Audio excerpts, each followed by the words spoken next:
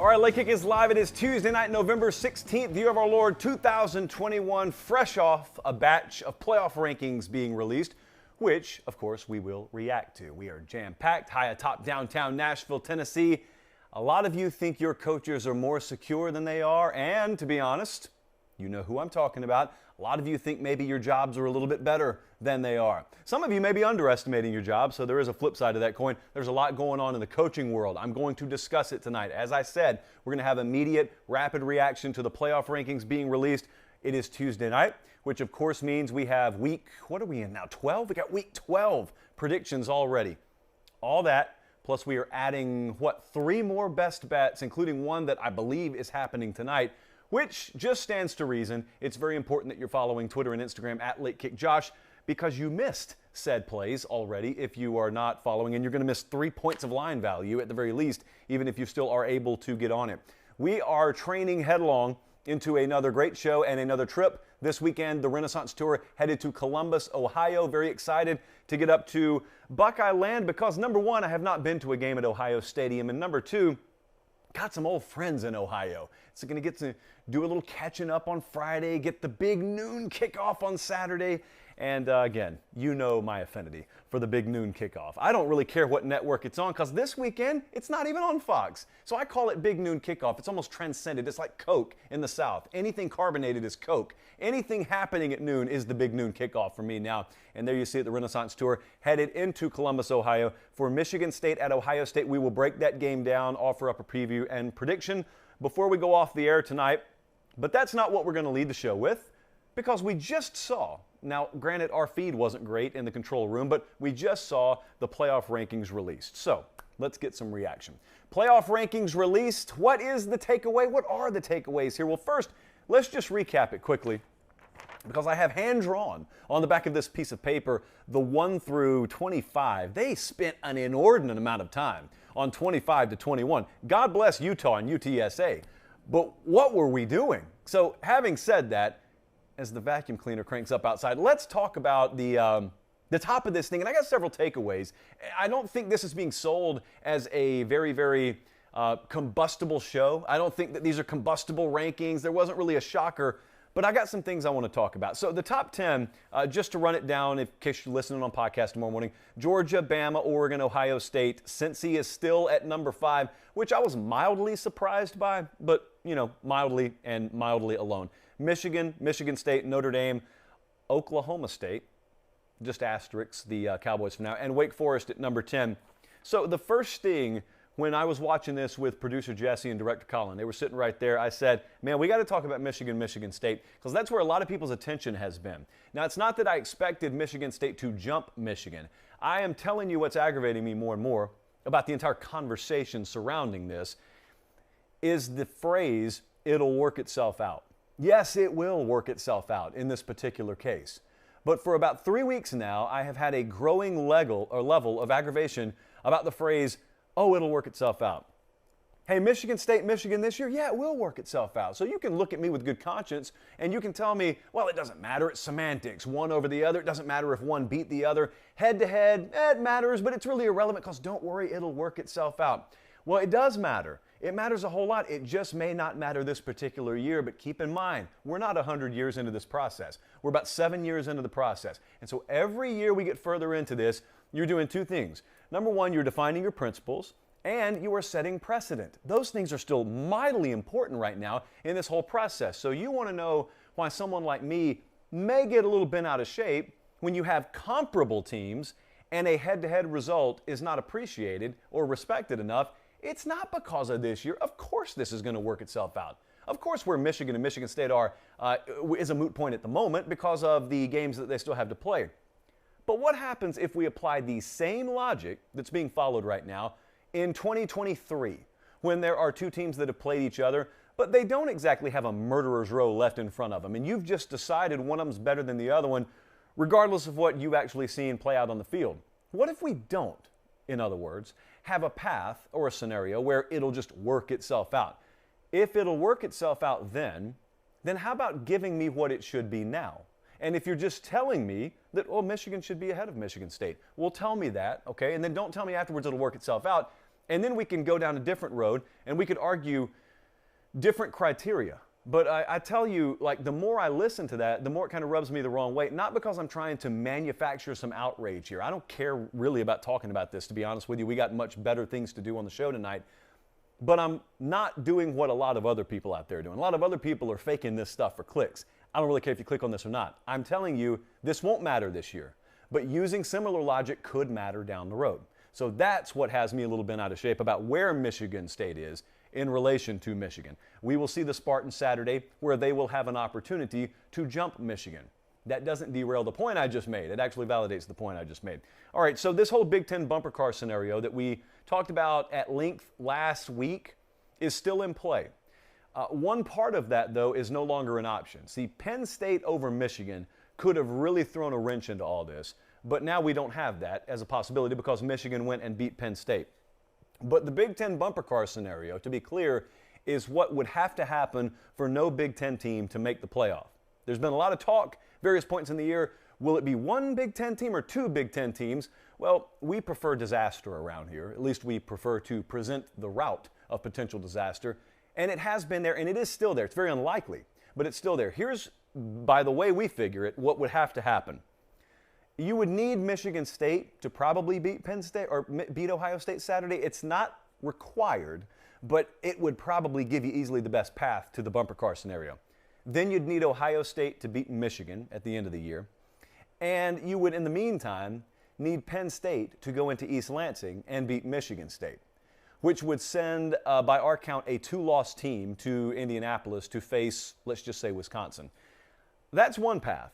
There is another path, though, that is growing, I would say, more and more likely by the week as Wisconsin gets things figured out. And that is this. It could be that Ohio State wins the rest of their games. It could be that Michigan wins the rest of their games. It could be that Michigan State wins the rest of their games, and a one-loss team from that division goes to the Big Ten title game, and they get knocked out by Wisconsin. And then you do not have a Big Ten team in the playoff. I think it's unlikely, but it's not impossible. So that's something that I'm watching very closely, not just because of what it would do to the Big Ten, but all of a sudden it throws a whole new level of chaos potentially in this thing. For instance, if you're Notre Dame, which I'm going to talk about later, if you're Cincinnati, if you have that thing where Alabama wins against Arkansas, wins against Auburn, and loses close against Georgia, there are these two camps out there, and there's one hardcore, oh, Bama will still be in if they lose close. And then there's this other camp, no way Bama's in. Neither of you are right. It depends on what else happens out there. That's what will determine whether a two-loss Alabama were to make it in or not. That's why I haven't really gone down that path. But let's talk about that since we haven't gone down that path. This whole Georgia-Alabama, I don't think a two-loss Alabama is going to be in outside of, the bumper car scenarios happening. But I will ask this. I'm very curious how that committee is going to handle it if Alabama does end up winning the remainder of their regular season games and they go to Atlanta, and you cannot even begin to imagine the pressure cooker that game will be if it does happen, Georgia-Bama. If they go to Atlanta and Alabama beats Georgia narrowly, or I don't care, they beat them by 3 touchdowns, it's not a question of whether Georgia's still going to be in. Oh, Georgia'd be in. What I want to know is where are they dropping them? They dropping them all the way to 4, where it's presumably a rematch in the semifinal? Or are they dropping them to 2 or 3, where the earliest you could have a rematch would be the national championship game? I have not gotten an answer on this. Either way, that I think makes a ton of sense. There are people out there who are adamant that, well, if they had a rematch or a threat of a rematch, they'd want it to be in the semifinal so they could avoid the rematch in the title game, and therefore they could also avoid an all-SEC title game. And then there's this other camp that says, no. They're not going to have Georgia-Bama play an SEC championship game and then play again immediately. And to both of those, I'm like, why? Where's that written? How do you know that? No one knows. That's the point. It's still new. Even though we're 7 years in, we're still going through several different scenarios for the first time. If this were the AP poll, we would have decades of case study. We would have decades of predictable behavior modeling that we could use to foresee how a voter in Des Moines, Iowa would handle such things. I don't know how the AD at Rutgers or the associate AD of Utah, whoever's on this committee, I don't know how they're going to handle that. And the last thing I want to do is I want to look off in the distance there it is. There's the shark fin. And it's got a big N and it's got a big D on it. Notre Dame's still out there. Jesse, where were they at? Notre Dame was 8th. They were 8th in the rankings tonight. So Notre Dame's just kind of swimming around. It's a little proverbial shark fin out there. It's way offshore right now. You're not really worried about it. Maybe you should be worried about it because their toughest remaining hurdle was last week, and they really stuffed Virginia. How does Notre Dame get in this thing? Well, I heard a lot of conversation about this on the show where they were revealing the rankings, and best I could tell, the conclusion that was arrived at is Notre Dame can't get in this. Why, you may ask? Because Cincinnati's in the way, and the committee's going to honor head-to-head. Well, there are two potential issues with that, friends. Number one, no one told you Cincinnati's going to be undefeated. You just assume it. And secondly, even if Cincinnati is undefeated, there's this other thing, or maybe things that could happen, that again will greatly determine how high Notre Dame can climb. For instance, what if Oregon loses this Saturday, or what if Oregon loses in the Pac-12 championship game? What if the Big Ten bumper car scenario were to happen? Do you quickly see how that, along with Georgia knocking Bama out, do you quickly see how that maybe, along with Cincinnati losing a game, or any combination of those things, do you quickly see how there isn't all that much that stands in the way between Notre Dame and a potential 4 seed in that playoff? I hear your teeth grinding even as I say that. And I know what you're thinking. And you know, because we've had it out on this show before, that I've disagreed with you in the past on Notre Dame. I think they deserved it when they've been in. You don't. That's fine. We're not relitigating that. But I am telling you, Notre Dame's not quite as out of this thing as many believe. Only because they've convinced themselves already Cincinnati's going to be undefeated. That's not a given. It's just a likelihood. It's not a given. Cincinnati has not been playing elite level football. They've been playing get me to the next week football. And so they've got SMU. They've probably got Houston, I think, in the conference championship game. They could lose. They could still lose. And at that point, your head-to-head, it really doesn't matter because the strength of schedule is going to be greatly tilted towards Notre Dame and they would jump Cincinnati. So I'm just telling you, there's still a lot, even though there's only 2 regular season weeks left. November's still really long, guys. These last 2 weeks in that conference championship weekend, still a lot that can happen. Which reminds me, there's a lot that can happen in life. There always is. Just remove some of the guesswork about where you're going to go to get your tailgating gear. Or, like I did today, your wardrobe. Now, I don't know if it's going to come in time for me to make the trip to Columbus, Ohio this Saturday, but it will certainly be here in time for Thanksgiving. I went to academy.com, and I didn't even use my own gift cards, which I think is a character move, by the way, that I need to get a ton of credit for. No, I did not use my own gift cards. Those are for you guys. I have a fresh envelope, by the way. And so if you see me in Columbus, Ohio, or the surrounding area this Saturday, I will be freely handing those things out. No string attached to it. I don't yank it out of your hand afterwards and say, oh, but you got to sign up for this. It's just free. From Academy to you through me. I'm a middleman. You wouldn't arrest a guy for just delivering drugs from one person to another, would you? That's a Michael Scott line. That's not a JP line. Look, Academy Sports and Outdoors is our partner. They are our only partner. And that is for a reason, because they completely take care of all of our needs on this show. And I'm guaranteeing you, whether it be grills or canopies or long sleeve t-shirts or anything in between, they can take care of all of your needs, both at the tailgate and in your closet. And so academy.com, if you don't have a store in your town, Academy Sports and Outdoors, if you do have a store in your town, make it a point to get by there. And then make it a point to let me know you went by there, because I really enjoy hearing about that, because the first thing I do is I click, click, click, and I forward it right on to them. And it says to them, hey, these people actually listen. Hey, that show might actually be worth investing in. So if you're listening on podcast, I just bowed, hands clasped in thanks to you for making all that happen. So I told you we're going to the game. Let's be a little bit more specific. We're going to a game this weekend. Let's break it down. Michigan State at Ohio State. Buckeyes by 19. That is your current point spread, courtesy of our folks over at Caesars. It is a Saturday, noon Eastern Time kickoff. I don't even need to tell you why I'm smiling, but it's on ABC. It's not the Fox noon kickoff. Everybody can get in the noon kickoff party window. The stage is getting really big for C.J. Stroud, for Ohio State, for Michigan State. Stage is getting really big, and it's C.J. Stroud's time. If you're talking national title, if you're talking Big Ten, if you're talking Heisman for that matter. And speaking of Heisman, we did an entire roundtable today. It's available on the 24/7 Sports YouTube channel. Have you guys thought about this? For those of you who care about the Heisman a whole lot, Have you thought about the little Heisman subplot, shall we say, that is really going to be on display in this game? What I mean is, C.J. Stroud could go out and throw for 375 yards, 4 touchdowns, no interceptions Saturday, and that would vault him right up to or keep him at least in the running at or near the top of the Heisman odds right now. However, if Ohio State were to lose Saturday, let's just entertain this for a second. It would be a big upset, and the headline would, of course, be, well, Michigan State just pulled an upset that we didn't expect to happen, and now they're right back thrust in the middle of the playoff discussion. They would probably jump Michigan. They would jump Ohio State. They would probably be in the top 4, I would guess, come this time next week. And that'd be a big deal. But is there any scenario you see Michigan State beating Ohio State without Kenneth Walker having a big day? Because I don't.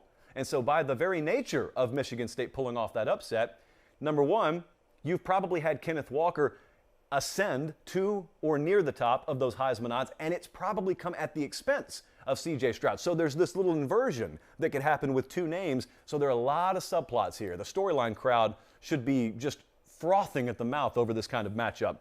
Speaking of matchup, there is a perceived matchup nightmare for Michigan State. And I just want to ask, is it merely a bad matchup, or is it a true outright nightmare matchup? Now, that nightmare matchup, perceptionally, is this Ohio State passing game, which could not have clicked any more last week than it did, against a susceptible Michigan State secondary. And I know that you can dive into the stats a number of different ways. Some people choose to dive into the stat sheet, and they look at, total yards given up. Okay, Michigan State secondary, liability. And I'm not telling you it's not vulnerable. I would encourage you to look a little deeper and look at some of the efficiency metrics instead of just the raw yardage total, because that factors, or rather fails to factor in, for a lot of different qualifiers that don't necessarily carry over game to game. They're not the best in terms of predictability. If you do that, Michigan State can still be had through the air. It's just not quite the nightmare matchup, outside of just the fact you've got to go against Ohio State, period, that I think people are perceiving it to be. So I'm very interested to see, because even though, that's not a nightmare, it's still tough to deal with. That receiving core, when it's healthy, combined with that running game and that offensive line, pretty much every facet of the Ohio State offense, you got to deal with it. And because you got to deal with it, I'm very interested to see how Michigan State chooses to come out of the gate offensively. There's conventional wisdom, and then there's what I think they'll probably do. Conventional wisdom would be, know what got you to the dance. Guys like Kenneth Walker, they got you to the dance, so ride them and try and let the game settle in and try and dictate the tempo. And that, of course, is one option. However, I do not think that this will be a 4-quarter sustained Michigan State-controlled game that way. If Michigan State controls the majority of the game and ends up in the 4th quarter with a chance to win this, what's probably happened is they've probably taken some shots early via play action. They've probably watched, as have all of us, the liability at times that Ohio State has on the back end of their defense, specifically one safety spot. We had a high school in Columbus, Shaw High School. If you get it, you get it. If you don't, let's just move on. But there are plays to be had on the back end of that Ohio State secondary. Now, do you hit those big plays early? If you hit the big plays early, hey, there's a lot of benefit to that, obviously. You get some chunk yardage early, maybe you get in the end zone, maybe you grab an early lead, but at the very least, what you do is, even if you don't score, you show them you're willing to do it, and you keep them guessing defensively instead of keying on Kenneth Walker and yelling across the line of scrimmage, we're going to make you beat us throwing the ball because we don't think you can beat us throwing the ball. Well, beat them throwing the ball early. How about that? That's the best way to take care of that. So I'm interested to see that. Here's what can't happen. What can't happen is a repeat of the last time I saw Michigan State in person. Now, you would think, well, that sounds dumb. They won the game, didn't they? Well, they did. I'm not talking about the result. I'm talking about the start to the game, where that team ended up trailing 30-14. Can't have a 30-14 situation for Michigan State because unlike that day in East Lansing, I'm not quite sure this team in scarlet and gray, and by the way, thank you, Ohio State, for wearing the traditional uniform. That's it. That's all. Thank you for that. Shouldn't have to ask for it, but these days sometimes we do, so thank you for that. Can't be trailing Ohio State 30-14. I don't think there's a comeback in the cards if they are. So they got to maintain balance on offense. Certainly, they have to force threes instead of sevens. I saw, who was it? It was Spartan Rocky, I think, today. It was over on Bucknuts. And it's a mod. I love the message boards this time of year, by the way. I'm going to talk about that later. So Spartan Rocky comes over there, and he is a friendly face, but a Michigan State face. And he put it this way. I thought I agreed with it wholeheartedly. He said, it's probably inevitability that Michigan State's going to give up over 500 yards total offense. The question is, does that coincide with Ohio State scoring 31 points, or does it coincide with them scoring like 45 or 50 points? That's probably the difference in this game. So, hit Stroud is the other thing. So you got to limit the sevens. You got to force the threes. You probably got to be +1 or +2 turnovers. You got to affect C.J. Stroud physically, therefore affecting him mentally. And at that point, if it's one possession in the fourth quarter, you take your chances. So let's take a look at what the model thinks about this game, Jesse. The Vegas number is fat. It's very big. It is Ohio State -19. Our model has had a great grasp on Ohio State the whole year. It's a little bit shorter. It's inside 17. So our number is Ohio State -16.5. Saw no real reason to deviate from this. I've got Ohio State winning the game. I have Michigan State covering anything over 17. And I think that because of some big plays they make early in the game, it gets a little bit harder for Ohio State to stretch it like they did against Purdue. See, we got the game we thought we'd get for Ohio State against Purdue last week. I think a different start yields a different end product, even though we do see Ohio State winning the game in the end. But hey, we'll be on hand either way. We're looking forward to it. All right, I'm going to get to Oregon, Utah in a little while. But before we do that, boy, I had the inbox blown up today. And more so than even game predictions or playoff, you guys wanted to talk about coaching. So let's talk about the coaching carousel. Here's where we are as of this hour. And I'm just going to read the jobs that are open, and then we're going to talk about the jobs that may be rumored to be coming open. Because to be honest with you, there are a couple of them that are commanding a lot of my attention right now, and they're both in the Sunshine State. So LSU, of course, is open. We got TCU open, Southern Cal, Washington State, Virginia Tech opened today. 7 a.m. this morning. I wake up, first thing I see, Justin Fuente out. The old Tuesday sunrise special, if you will. I don't have a ton on that right now. So I'm not going to spend a ton of time on Fuente today. Stay tuned on Justin Fuente and stay tuned on the Virginia Tech job. Also, Washington is open, so Jimmy Lake is out there. Of course, also, you've got Akron, Florida International, and UMass. And then you've got rumors about Florida. You've got hot rumors today about Miami. So let's start with LSU, the very latest that we have heard from Baton Rouge. Here is my opinion. It is my opinion that you should just outright live on message boards this time of year. Some people make fun of message boards. And yes, there is some ratchet behavior from time to time on message boards. LSU, chief among them. Those guys know how to act, and equally, or maybe more so, they know sometimes not how to act. But LSU message boards have been gold. I'm surfing them constantly. I'm not saying they're my source of information. They are my source of entertainment. And I'll just tell you, like Tiger Bait Lawyer, I'll shout one out right now. I'm watching and I hear you. Emoji. I can't do the smoking emoji on air. I'll get in trouble. I am a Viacom employee. I'm watching. I hear you. So my encouragement to you is forsake some time with your family this time of year and surf the message boards. Where has that ever gone wrong? Where's that strategy ever gone wrong?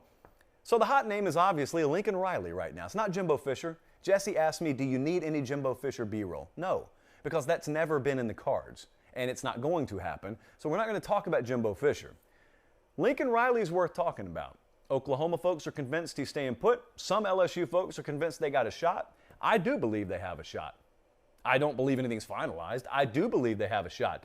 Lincoln Riley gave the non-denial, sort of quasi-committal to the job. He answered it the best way he could today. I think there's a lot going on in two cities tonight. I think there's a lot going on in Norman, and I think there's a lot going on in Baton Rouge, and I think this is in play. I do not have any firsthand information that anything's been decided either way. I do think it's in play. LSU is a better job than Oklahoma, but that's not the deciding factor here.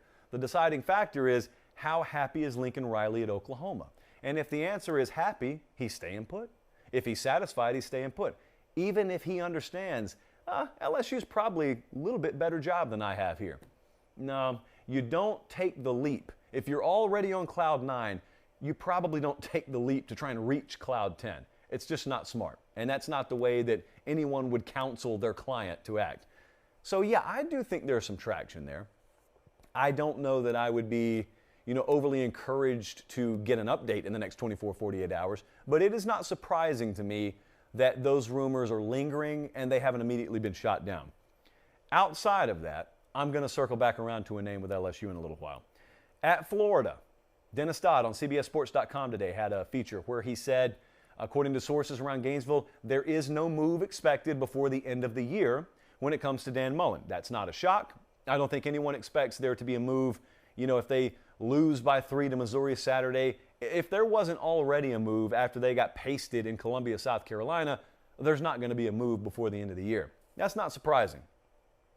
What will be surprising to me is if Dan Mullen is retained as the head coach at Florida. So I continue to maintain the stance that I've had there for the last week. But I'm telling you this, if there is a sentiment around that program that we need to wait and see how he handles the Missouri game, or we need to wait and see how he handles the Florida State game, I'm telling you that is a recipe for disaster. It is horrific decision making if after 4 years you do not have enough in your portfolio to formulate an opinion of your head coach, to where 8 quarters of football is all of a sudden going to tell the tale for you. You can't be allowing that to happen. And if anybody's in the decision-making chair down there who actually is of that mentality, I don't know where the dump button is. I don't know if you can just push them out the door for a second, but you take their mic from them, whatever you got to do, you cannot let people who are of that mentality be making decisions. Because it's not a way to run an athletic department. It's not a way to make these kinds of, this is a huge decision.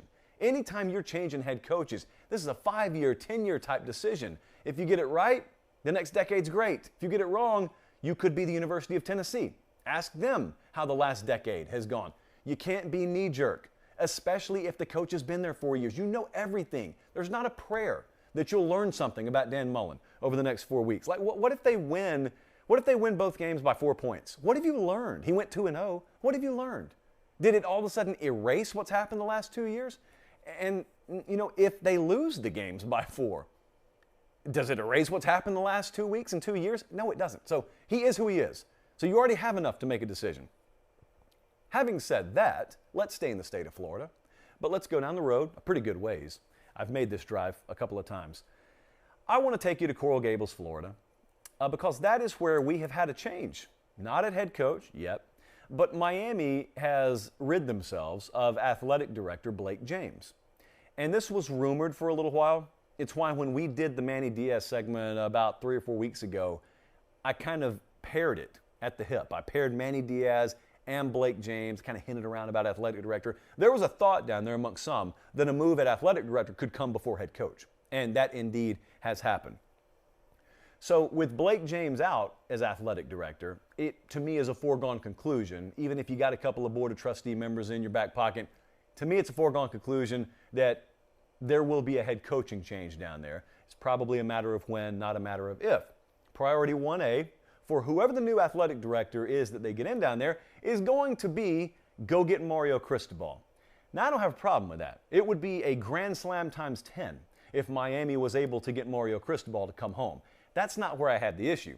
Where I had the issue is a lot of people I spoke to today seem to think that it's a foregone conclusion that A, Mario Cristobal come running. Because now that you got Blake James out of the way, who he was not exactly best friends with, and we're going to put a more friendly name in the AD's chair, that's the remaining hurdle. That's the one domino that needed to fall. Well, no, it's not. You got to be a better job than Oregon. That's the domino that needs to fall. And you may look back and you may say, what did he just say? Miami's got to be a better job than Oregon. Yeah, that's what I said. Because to be clear, Miami's not a better job than Oregon. And I'm not going to do the whole, and it's not particularly close, but there is a little bit of gap here. This is a different world now. And if you've been cryogenically frozen over the last decade, this may come as a shock to you, but there are things they have at Oregon now that make that one of the best jobs in the country. And I'm telling you, when you hear people say things like money's not going to be an issue, or you hear people say things like, oh, we're ready to spend. First off, it's easy to say. It's a lot harder to do. Secondly, when they say that, they usually mean we're going to be able to match a coach's salary. That's not what you have to match. You got to match Nike's salary. That's what you have to match. And I'm telling you, Miami will not do it. I don't know if they're capable. They got a bunch of zeros on the end of the health fund down there. I'm telling you I don't think they'll be able to do it. And I'm also telling you, you think it's just coaching salary that you got to match. Dude, there are so many bells and whistles at Oregon you don't even know about. You look around, do you understand how valuable it is, for instance, not for your head coach, but for your assistant coaches to fly private on recruiting visits? Do you have any concept of how valuable that is when you reside in the Pacific Northwest and you have to recruit nationally? That is one of about a dozen to 2 dozen edges that Phil Knight and the powers that be at Oregon have given that man Mario Cristobal that you're not going to match. I'm telling you, Miami's not going to match it. You can get pissed off at it, but I'm not the one making decisions. I am telling you, Mario Cristobal is in the best situation of any head coach in America right now. Here's why. He doesn't have to tell anyone no. He gets to enjoy the success he has at Oregon. He gets to enjoy all the perks he has at Oregon, and he doesn't have to tell anyone no. When Miami comes calling, which they will, he doesn't have to tell Miami no. He could look Miami dead in their eyes and say, I'll take your job tomorrow. All you have to do is give me everything Oregon gives me. Miami then has to look at each other. They have to bow their chin. They have to tuck their tail, turn around, and walk out the door. Mario Cristobal never removes a smile from his face. Didn't have to tell his old folks no. He didn't have to tell his family down there no. He didn't have to tell anyone no.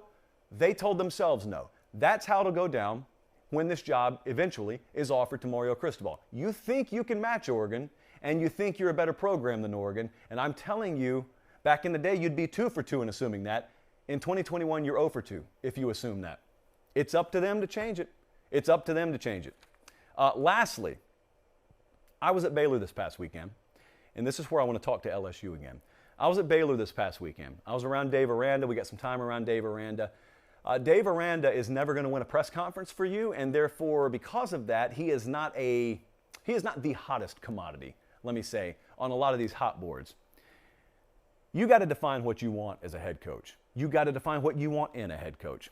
If you want structure, if you want a sound organizational model, if you want a process-oriented mentality, if you want to get a guy that gets an organization to go over the cliff for him, if you want a guy who can adapt, which he's done mightily behind the scenes just in the last probably 12 to 18 months, and a guy with the ability to instill a championship culture and a championship mentality, and you're worried about winning games more than winning press conferences, I am telling you, up to and including USC and LSU, hire Dave Aranda.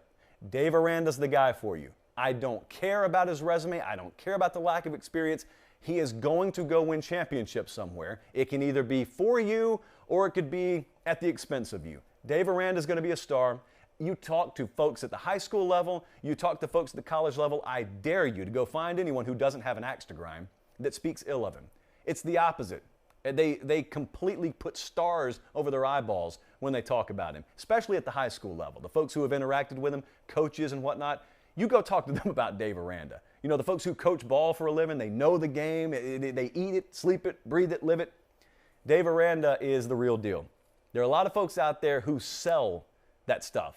He is that stuff. Dave Aranda is that stuff. And if he ever gets that job and puts that on a t-shirt, I want some of those royalties.